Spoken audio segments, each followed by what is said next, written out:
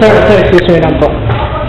Sir, ano po ako, student po ako from UST.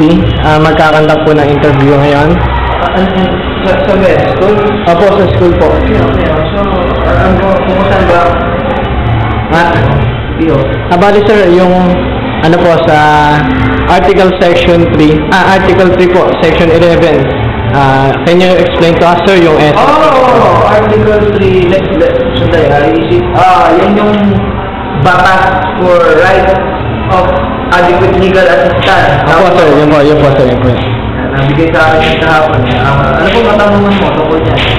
Sir, yun nga po, ano po ba ang dinara? Can you explain to us po yung matatanggap po na yung mga essence po na ito?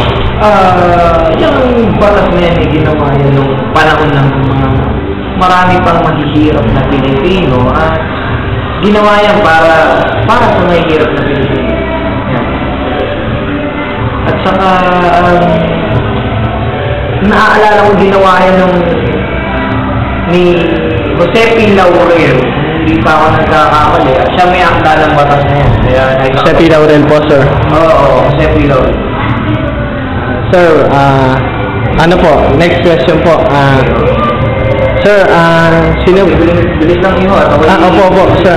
Sino po bang nagkakaroon ng benefits sa Article Section 11? Kung po sa benepisyo, mag-apply ka lang sa SSS sa may Quezon City, makakakuha ka ng benepisyo dyan. Maraming benepisyo dyan. Agapan mo ng hero dahil maraming saan mga pila pa sa benepisyo. Ganun po, sir. Sir, third question po. Bali dalawa na lang po, no? Sir, de kalidad naman po ba yung servisyo na nakukuha natin? Ito sandali. Opo. Kung baga sa kalidad parang sardinas yan na bagong delata na nandun yung freshness, kaya makakakong de kalidad yan, yung sinasabi ko niya.